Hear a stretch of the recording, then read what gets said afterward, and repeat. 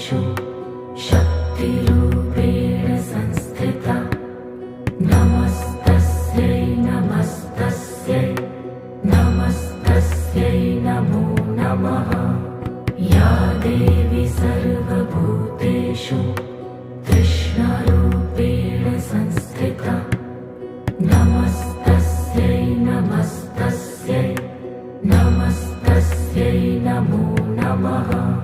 या देवी सर्वभूतेषु शान्तिरूपेण संस्थिता।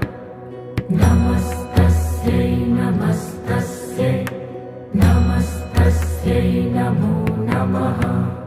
या देवी सर्वभूतेषु जातिरूपेण संस्थिता।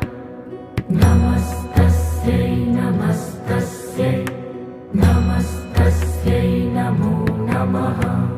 या देवी